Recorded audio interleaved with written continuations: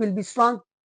मैं यहां पर लिख लेता हूं ना, चलो मैं लिख लेता हूं, ये क्या होगा, it will be strong, that's why it is known as anionic hydrolysis.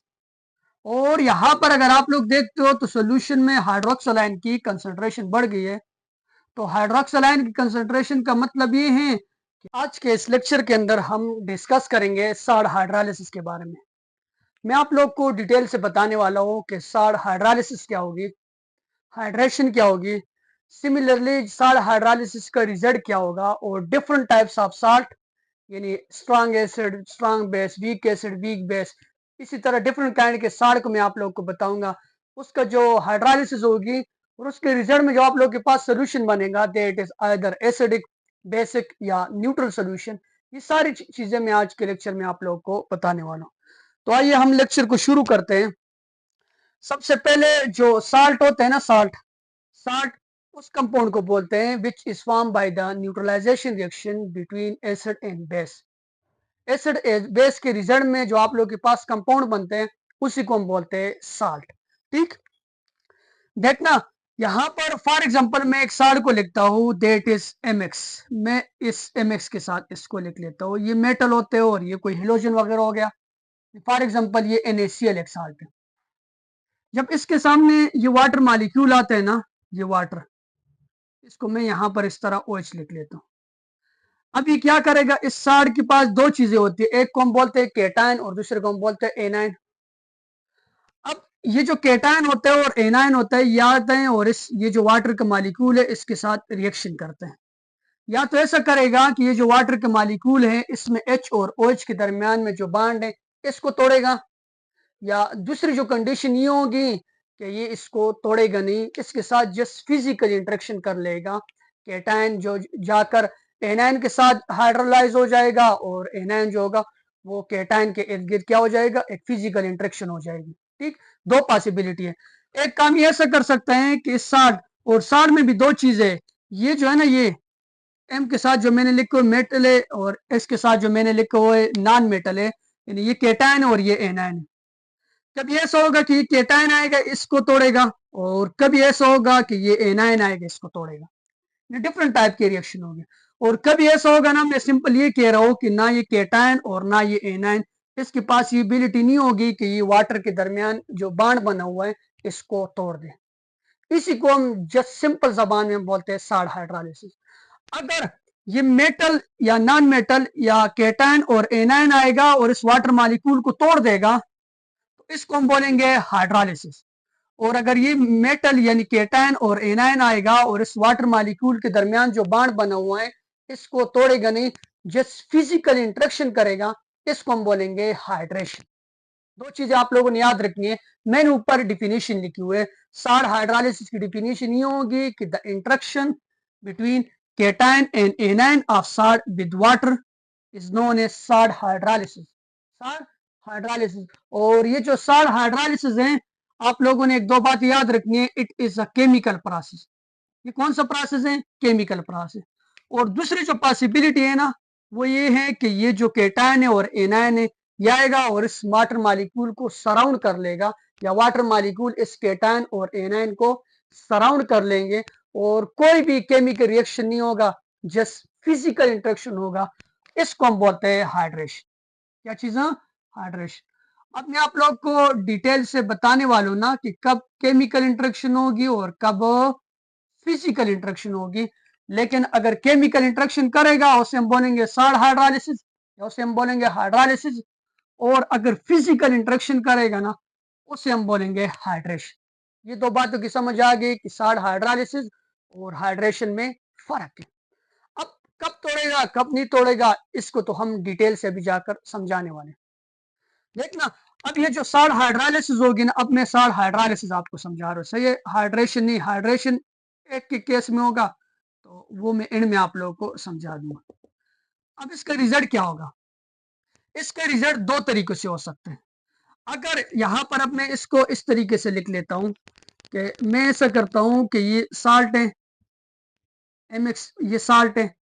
अब ये जो साल्ट है ना, साल्ट, इसके अंदर दो चीजें होंगी, एक यहाँ पर केटायन बन जाएगा M पॉजिटिव और साथ में ये जो X है ना ये नेगेटिव। और दूसरी पॉसिबिलिटी ये होगी कि यहाँ पर भी सिमिलर केस हो जाएगा, M पॉजिटिव और X नेगेटिव। जब आप लोगों ने इसको वाटर के अंदर डाल लिया तो इस तरह इसकी आयनाइजेशन हो जाती है, किसी भी साइड की इसी तरह आयनाइजेशन होती है कि केटायन और एनायन जो होगा है वो रिजल्ट होता है जब आप लोग साड़ को वाटर के अंदर डालते हो। अब यहाँ पर मैं साथ में वाटर मॉलिक्यूल को लिख लेता हूँ, H और OH, ये वाली बात। सिमिलरली H और OH। अब रिएक्शन होने के लिए दो पॉसिबिलिटी है कि कब केटायन जाएगा। ये केटायन अगर चला गया और इसने ये जो वाटर मॉलिक्यूल है इसके बांड को तोड़ दिया, और दूसरी कंडीशन ये होगी कि ये एनायन चला जाएगा और ये इस वाटर मॉलिक्यूल के बांड को तोड़ेगा। तो इसके रिजल्ट से आप लोगों के पास दो तरह के सोल्यूशन बनेंगे। साड़ हाइड्रोलिसिस के रिजल्ट में समझा रहा हूं आप लोग। देखना, फॉर एग्जांपल यहाँ पर ये केटायन आ गया, वाटर मॉलिक्यूल ये है, इसमें ये वाला पार्ट पार्शियल नेगेटिव होते और ये वाला part partial positive. Similarly it is partial positive और इट इज पार्शियल नेगेटिव। अब यहां से ये मेटल चला गया यानी केटायन चला गया, ये वाटर मॉलिक्यूल को तोड़ेगा तो केटायन किसके साथ रिएक्ट करेगा, एनायन के साथ। तो जब यहाँ पर रिएक्शन हो जाएगा ना तो रिएक्शन के रिजल्ट में एक ही चीज बन जाएगी, MOH। और दूसरा जो चीज बन जाएगा इसको हम बोलेंगे H, हाइड्रोजन आयन बन गया। सिमिलरली यहां से एनायन चला गया तो एनायन जाएगा और इस केटायन के साथ मिल जाएगा, यानी आप लोग के पास ये MH बन जाएगा। और दूसरी जो चीज होगी ना, दूसरा यहाँ पर क्या बन जाएगा, MH नहीं बनेगा, ये एनायन चला गया तो XH बन जाएगा, XH बन जाएगा या HX बन जाएगा और साथ में यहाँ पर OH बन जाएगा। अब आप लोगों ने दो बात याद रखनी है, इस हाइड्रोलिसिस को हम क्या बोलेंगे और इस हाइड्रोलिसिस को हम क्या बोलेंगे, पहली बात। दूसरी बात ये है कि ये ऊपर वाली जो हाइड्रोलिसिस हुई है इसके रिजल्ट में आप लोग के पास कौन सा सोल्यूशन बनेगा, और ये जो सेकंड टाइप ऑफ हाइड्रोलिसिस मैंने लिखी है जो एनायन ने की है उसके रिजल्ट में आप लोग के पास कौन सा सोल्यूशन बनेगा। दो बातें आप लोगों ने याद रखनी है। ये जो हाइड्रोलिसिस है ना इसको हम बोलते हैं केटायनिक हाइड्रोलिसिस, एमसीक्यूज के लिए इंपॉर्टेंट है, इसको केटायनिक हाइड्रोलिसिस बोलते हैं। केटायनिक हाइड्रोलिसिस इसलिए बोलते हैं कि यहाँ पर जो हाइड्रोलिसिस किए वो केटायन ने किया। दूसरी बात, यहाँ पर ये जो केटायनिक हाइड्रोलिसिस है इसके रिजल्ट में जो सोल्यूशन बनेगा ना डेट विल बी एसिडिक, क्योंकि आप लोग का जो सोल्यूशन है उसके अंदर ये जो हाइड्रोजन आयन है ना इसकी कंसंट्रेशन बढ़ गई, और हाइड्रोजन आयन की कंसंट्रेशन बढ़ेगी मीन टू से सोल्यूशन का पीएच 7 से कम होगा। सोल्यूशन का पीएच 7 से कम होगा तो solution will be acidic in nature. ये वाली बात। अब सेकंड के लिए इसका जस्ट अपोजिट है, यहाँ पर जो हाइड्रोलिसिस किए है ना ये किसने किए, ये एनायन ने किए, that's why it is known as anionic hydrolysis. और यहाँ पर अगर आप लोग देखते हो तो सोल्यूशन में हाइड्रोक्सिल आयन की कंसंट्रेशन बढ़ गई है। तो हाइड्रोक्सिल आयन की कंसंट्रेशन का मतलब ये है कि आप लोग का जो सोल्यूशन है इसका पीएच 7 से ग्रेटर हो जाएगा, और अगर सोल्यूशन का पीएच 7 से ग्रेटर हो गया ना तो सोल्यूशन विल बी बेसिक। दो कंडीशन है ये साल्ट हाइड्रोलिसिस के लिए। अगर हाइड्रेशन होगी ना तो ना ये केटायन वाटर के मॉलिक्यूल को तोड़ेगा और ना ये एनायन वाटर के मॉलिक्यूल को तोड़ेगा। तो इसके रिजल्ट में ये हो जाएगा ना कि solution will be neutral in nature. Hydration के रिजल्ट में सोल्यूशन न्यूट्रल होगा और साल्ट हाइड्रोलिसिस के रिजल्ट में सोल्यूशन एसिडिक भी हो सकता है, बेसिक भी हो सकता है, वो डिपेंड करेगा साल्ट के ऊपर। अब मैं आप लोग को डिटेल से डिफरेंट काइंड के साल्ट बताने वाला हूँ कि क्या होगा। बात आप लोगों ने ये याद रखनी है कि रिजल्ट ये होगा कि केटायनिक हाइड्रोलिसिस होगी, एसिडिक सोल्यूशन होगा, एनायनिक हाइड्रोलिसिस होगी, बेसिक सोल्यूशन होगा। दूसरी बात ये होगी अगर ना केटायनिक हाइड्रोलिसिस होगी ना एनायनिक हाइड्रोलिसिस होगी मीन टू से जब हाइड्रेशन होगी तो solution will be neutral in nature. ये दो तीन बातें आप लोगों ने याद रखनी। अब डिफरेंट टाइप्स ऑफ साल्ट में आप लोग को समझाने वाला हूँ कि डिफरेंट टाइप के साल्ट होते हैं आप लोग के पास के। फॉर एग्जांपल यहाँ पर मैं चार तरह के साल्ट आप लोग को समझाने वाला हूँ on the basis of nature of cation and anion वगैरह, या on the basis of acidic और basic in nature. Different type of salt में पहले जो साल्ट होगा ना वो ये वाला साल्ट है कि वो मिला है strong acid plus weak base से। ऐसा साल्ट जो स्ट्रॉन्ग एसिड और वीक बेस की कॉम्बिनेशन से बना है तो वो साल्ट कौन सा होगा। लास्ट लेक्चर में मैंने आप लोग को स्ट्रॉन्ग एसिड वीक एसिड ये डिटेल से समझाया हुआ है कि आप लोग कैसे पहचान करोगे कि कोई एसिड स्ट्रांग है या कोई बेस वीक है या कोई एसिड वीक है। ये सारी डिटेल से मैंने आप लोग को समझाया हुआ है। अब 2-3 में फिर लिख लेता हूं। अगर आप लोग स्ट्रांग एसिड की बात कर लेते हो तो HF को छोड़ कर ना आप लोग के लिए सिंपल है, ये हेलोजन एसिड लिख लो, आप लोग के लिए काफी है। HCl, HBr, HI, HClO4, HClO3, H2SO4, ये जो मुख्तलिफ साल्ट है ना, they are what, they are strong in nature. ये स्ट्रांग एसिड के साथ, ये स्ट्रांग एसिड है, साल्ट नहीं है, स्ट्रांग एसिड है। और हम जो साल्ट पढ़ेंगे ना वो स्ट्रांग एसिड और वीक बेस की कॉम्बिनेशन से बनेगा। सिमिलरली अगर आप लोग वीक बेस की बात करो तो मोस्ट ऑफ द केसेस ये जो ट्रांजिशन मेटल के हाइड्रोक्सल आयन होते हैं या ये जो चीजें ये बेसिक होते हैं और ये वीक बेस होते हैं। आयरन हाइड्रोक्साइड यानी फेरिक हाइड्रोक्साइड और साथ में क्यूप्रिक हाइड्रोक्साइड। और सिमिलरली अगर आप लोग वेल नोन यहाँ एपीसी के लेवल के ऊपर डिस्कस करते हो तो ये NH4OH को लिख लो। तो ये कौन है, ये नीचे जो मैंने लिखे है ये वीक बेस है और ये जो ऊपर मैंने लिखे हुए ये स्ट्रांग एसिड है। अब हम साल्ट को बनाते हैं जो वीक स्ट्रांग एसिड और वीक बेस की कॉम्बिनेशन से बना होता है। क्योंकि मैंने आप लोग को बताया कि साल्ट वो होता है which is form by the neutralisation reaction between acid and base. चलो अब साल्ट को बनाते हैं। यहां से एक एसिड को मैं लिखता हूं दैट इज HCl और यहां से मैं बेस को लेता हूं, इस बेस को ले लेंगे क्योंकि आप लोग के लेवल के लिए यही है तो हम इसको ही ले लेते, इजी हो जाएगा। यहां पर इससे बन जाएगा NH4OH। अब जब HCl और NH4OH का रिएक्शन होते हैं तो इसके रिजल्ट में बन जाते हैं आप लोग के पास अमोनियम क्लोराइड NH4Cl और दूसरा क्या बन जाएगा, दूसरा वाटर बन जाएगा। अब ये जो NH4Cl है it is a water, it is a salt which is formed by the neutralization reaction between strong acid and weak base। यहाँ ये अमोनियम क्लोराइड। अब देखो, अब ये जो अमोनियम क्लोराइड है ना, यहाँ पर ये जो बात मैंने लिखी हुई है यही बात यहाँ पर इस अमोनियम क्लोराइड के लिए होगी। आप लोगों ने जस्ट सिंपल इसी को लिख लेना। क्या कर दूं मैं ये जो NH4Cl है ना, NH4Cl इसको मैं वाटर के अंदर डालता हूँ। तो जब मैं इसको वाटर के अंदर डालूंगा तो इसकी आयनाइजेशन हो जाएगी।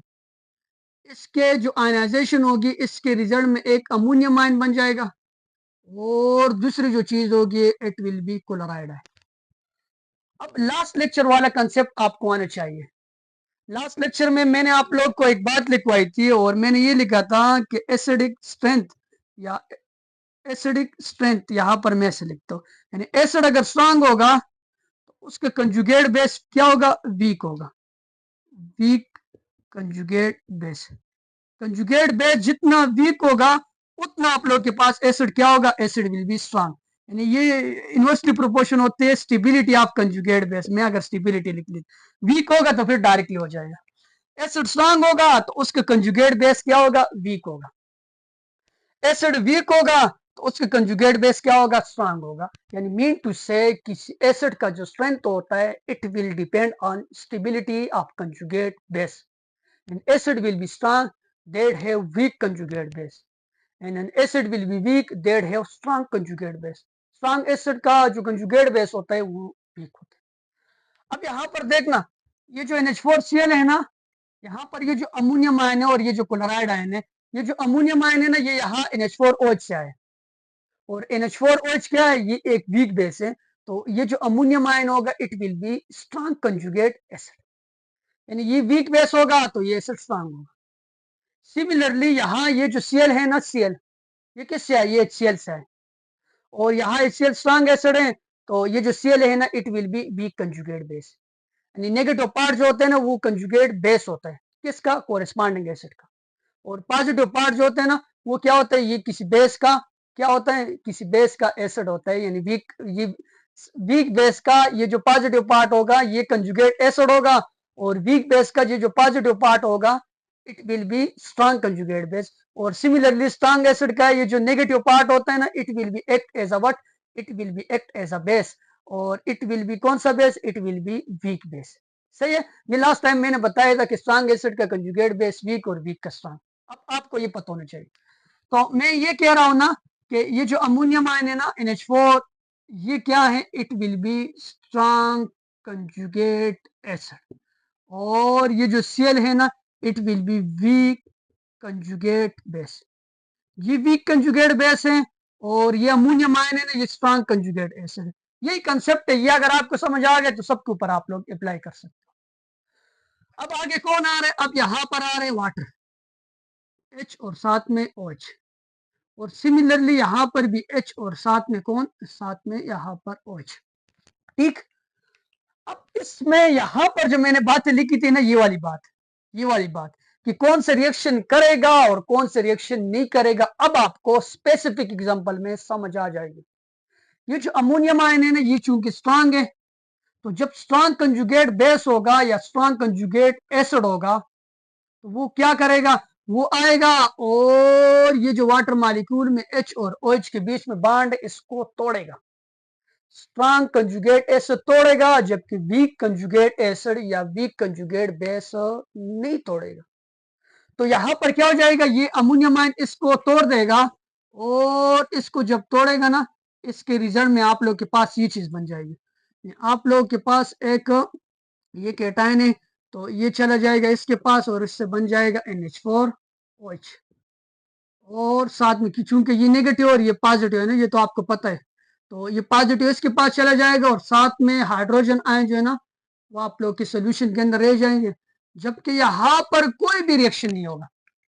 अब यहाँ पर मैंने जो आप लोग को समझा रहा था वो यहाँ पर आ गया। अब आप लोग देख सकते हो कि अमोनियम आयन ने इसको तोड़ दिया और साथ में यहाँ पर हाइड्रोजन आयन बन गया। अब ये जो चीज है ना, ये जो आपको दिखता है, ये क्या है? ये वीक बेस है। और हाइड्रोजन आयन क्या है? ये स्ट्रॉन्ग एसिड है, या इसको आप लोग एसिड ही समझो, सही है। हाइड्रोजन आयन की कंसंट्रेशन है, हाइड्रोनियम आयन बनता है तो हाइड्रोनियम आयन है असल में। H पॉजिटिव क्या चीज है? ये वाटर के साथ तो मिलेगा ना, इसके साथ रिएक्शन करेगा तो H3O पॉजिटिव बन जाएगा। ठीक, तो ये स्ट्रॉन्ग एसिड है। अब दो बातें, यहाँ पर जो स्ट्रॉन्ग एसिड और वीक बेस के कॉम्बिनेशन से जो साल्ट बना है, उसमें किसने हाइड्रोलिसिस किए? उसमें जो हाइड्रोलिसिस किए वो केटायन ने की। पहली बात, it is known as cationic hydrolysis. और केटायनिक हाइड्रोलिसिस के साथ साथ इसके लिए जो दूसरी चीज हम यूज करेंगे, दूसरा टर्म जो यूज करेंगे, आप लोग का जो सोल्यूशन होगा, सोल्यूशन विल बिकम एसिडिक। और इस सोल्यूशन का जो पीएच होगा, it will be less than 7, pH less than 7 हो जाएगा केटायनिक हाइड्रोलिसिस के रिजल्ट में, या वो अल्साल्ट जो स्ट्रॉन्ग एसिड और स्ट्रॉन्ग बेस की कॉम्बिनेशन से बना हुआ। आप लोग को नजर नहीं आ रहा है, लेकिन ये हाइड्रोजन आयन है, सही है। नेक्स्ट में मैं आप लोग को बता रहा हूँ। पहले जो सॉल्ट है ना, वो स्ट्रॉन्ग एसिड और वीक बेस की कॉम्बिनेशन से आए, उसमें ये रिजल्ट हो जाएगा जो रिजल्ट सॉल्ट हाइड्रोलिसिस के रिजल्ट में होता है, जो मैंने इधर आप लोग को समझाया। अब जो दूसरा सॉल्ट है ना, दूसरा सॉल्ट पहले वाले की अगर आप लोग को समझ आ गई तो दूसरा वाला समझना बड़ा आसान हो जाएगा। दूसरे में मैं क्या कर लेता हूं? दूसरे में मैं ऐसा करता हूं कि वीक एसिड, ऐसा सॉल्ट जो वीक एसिड और साथ में स्ट्रॉन्ग बेस की कॉम्बिनेशन से बना, ऐसा सॉल्ट जो वीक एसिड और स्ट्रॉन्ग बेस की कॉम्बिनेशन से बने। ऊपर वाली बात उल्टी हो जाएगी। अब अगर आप लोग वीक एसिड की बात करते हो तो वीक एसिड बहुत सारे हैं, यहाँ पर मैं लिख लेता हूँ, दैट इज HCN हो गया। HCN के साथ फार्मिक एसिड या एसिटिक एसिड या प्रोपानोइक एसिड या HF, ये सारे क्या है? ये सारे वीक एसिड। यहाँ पर ये वीक एसिड मैंने लिख दिया। और सिमिलरली अगर मैं स्ट्रॉन्ग बेस की बात करूं, स्ट्रॉन्ग बेस की, तो स्ट्रॉन्ग बेस में आप लोग बहुत सारे बेस लिख सकते हो। NaOH लिख सकते हो, KOH लिख सकते हो, मैग्नीशियम हाइड्रोक्साइड लिख सकते हो, कैल्शियम हाइड्रोक्साइड लिख सकते हो, सीजियम हाइड्रोक्साइड लिख सकते हो, बेरियम हाइड्रोक्साइड लिख सकते हो। मुख्तलिफ तरह के हाइड्रोक्साइड लिख लो तो वो स्ट्रॉन्ग बेस हो जाए। अब आप लोग साल्ट बनाओ, वीक एसिड और स्ट्रॉन्ग बेस की कॉम्बिनेशन से एक साल्ट बनाओ। तो चलो मैं बना लेता हूँ। मैं यहाँ से इसको लेता हूँ और यहाँ से इसको लेता हूँ। तो चलो पहले साल्ट को बना लेते हैं। NaOH, और साथ में क्या चीज है? साथ में यहाँ पर है CH3COOH। समझ आ रही ना? स्पीड से तो नहीं जा रहा ना। NaOH और साथ में एसिटिक एसिड, इससे मैं एक साल्ट और वाटर बनाता हूँ। तो साल्ट जो बन जाएगा, यहाँ पर जो साल्ट होगा ना, इट विल बी कौन सा साल्ट? यहाँ पर जो साल्ट होगा ना, it will B CH3COON, sodium acetate बन जाएगा।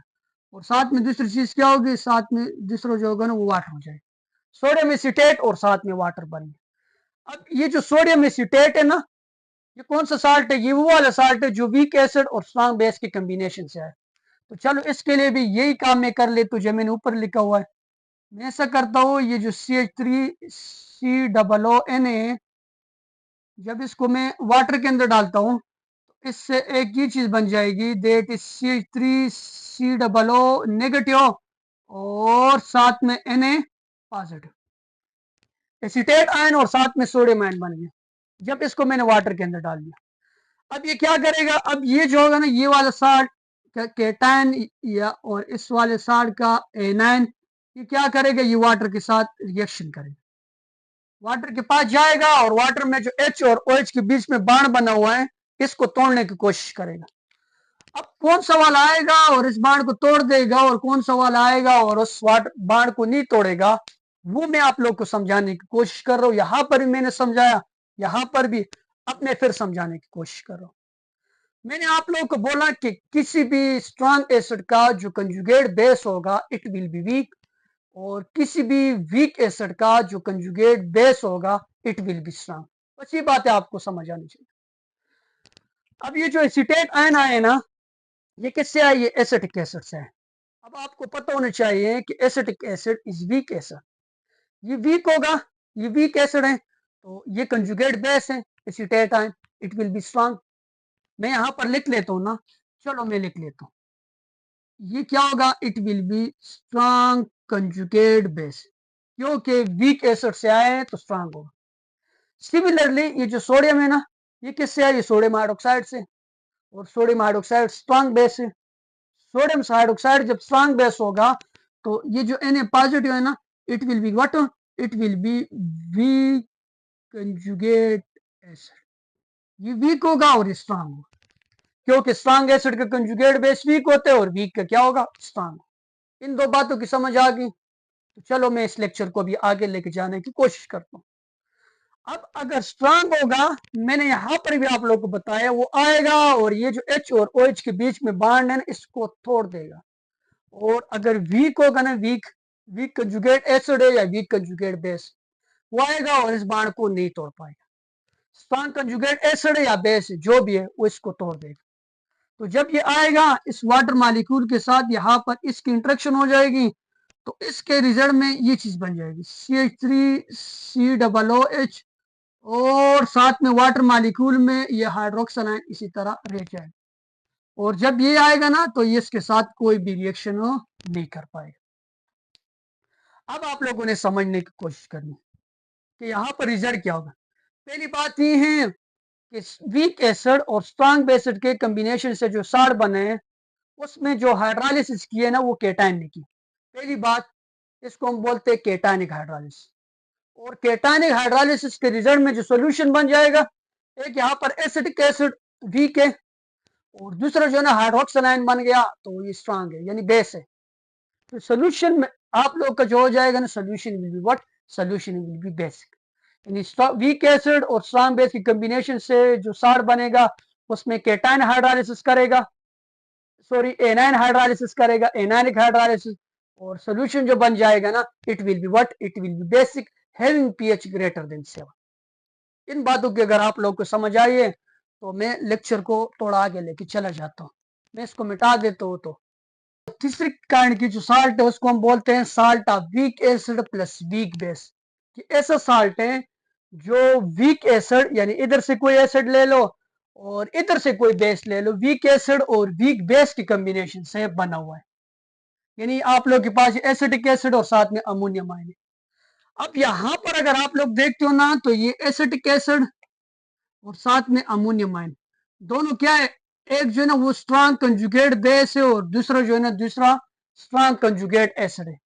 इसमें पॉसिबिलिटी ये है कि केटायन भी हाइड्रोलिसिस कर सकते हो और एनायन भी हाइड्रोलिसिस कर सकता है, दोनों के पास पॉसिबिलिटी है। अब वो डिपेंड करेगा ना दो चीजों के ऊपर, अगर एसिड थोड़ा सा स्ट्रॉन्ग है बेस से या बेस थोड़ा सा स्ट्रॉन्ग है एसिड से, यानी दोनों तो वीक है लेकिन वीक में भी कैटेगरी होती है। फॉर एग्जांपल एक साइड से मैं HCN को ले लेता हूँ और दूसरी साइड से मैं ये NH4OH को ले लेता हूँ, तो HCN जो है ना वो थोड़ा स्ट्रॉन्ग एसिड है एज कम्पेयर टू NH4OH से। तो वहां पर हाइड्रोलिसिस कौन करेगा? ये NH4OH करेगा। ठीक, ये बातें आप लोगों ने याद रखनी है कि वो डिपेंड करता है कि वो वीक एसिड से जो केटायन आया है या वीक बेस से जो एनायन आया हुआ है, इन दोनों के ऊपर डिपेंड करेगा। यानी केटायन भी हाइड्रोलाइसिस कर सकते हो और एनायन भी हाइड्रोलाइसिस कर सकते हैं। तो इसमें फिर आपको कैसे पता चलेगा? अगर के ए यानी एसिडिक डिसोसिएशन कांस्टेंट के ए की वैल्यू के बी के वैल्यू से बड़ी होगी तो आप लोग का जो सोल्यूशन होगा ना, इट विल बी एसिडिक। और हमें पता है कि एसिडिक या जब केटायनिक हाइड्रोलाइसिस होती है तो वहां पर आप लोग के पास जो हाइड्रोलाइसिस करते हैं ना, यहाँ पर देखो केटायनिक है, इसको हम केटायनिक हाइड्रोलाइसिस बोलते हैं। और केटायनिक हाइड्रोलाइसिस के रिजल्ट में जो सोल्यूशन बनते हैं ना, इट विल बी एसिडिक। यानी इसका पीएच जो होता है ना, पीएच 7 से कम होगा, हाइड्रोजन आयन की कंसंट्रेशन हाइड्रोक्सिल आयन की कंसंट्रेशन से ज्यादा होगी। ठीक, ये डिपेंड करेगा कि एसिड से या बेस से कोई चीज आया हुआ है। सिमिलरली दूसरी पॉसिबिलिटी ये है कि अगर के बी की वैल्यू के ए की वैल्यू से बड़ी होगी, मीन टू से सोल्यूशन बेसिक होगा। और बेसिक सोल्यूशन के रिजल्ट में जो होते हैं ना, यहाँ पर बेसिक सोल्यूशन कौन सा था, एसिडिक है, तो ये बेसिक सोल्यूशन है। और बेसिक सोल्यूशन के रिजल्ट में जो हाइड्रोलाइसिस करता है वो कौन करता है, हाइड्रोलाइसिस एनायन करते हैं, तो इसको एनायनिक हाइड्रोलाइसिस बोलते हैं। ये डिपेंड करेगा, मैं फिर से कह रहा हूं कि केटायन और एनायन कौन से वीक एसिड या कौन से वीक बेस से आए हुए हैं। सोल्यूशन का आप लोगों ने के ए या के बी की वैल्यू आप लोगों ने चेक करनी। तीसरी पॉसिबिलिटी भी हो सकती है। तीसरी पॉसिबिलिटी ये होगी, अगर के ए की वैल्यू के बी की वैल्यू के बराबर होगी तो फिर क्या होगा, ना केटायनिक हाइड्रोलाइसिस होगी ना एनायनिक हाइड्रोलाइसिस होगी। सोल्यूशन आप लोग का न्यूट्रल हो जाएगा। और इसका जो रिजल्ट होगा ना, इसका रिजल्ट क्या होगा, इसका रिजल्ट हाइड्रोलाइसिस नहीं होगी, इसका रिजल्ट जब फिजिकल इंटरेक्शन हो जाएगी जैसे हम बोलेंगे हाइड्रेशन। तो ये मैं जो कह रहा हूं ना, ये वीक एसिड और वीक बेस में डिपेंड करेगा कि केटायन किधर से आए और एनायन किधर से आया हुआ है।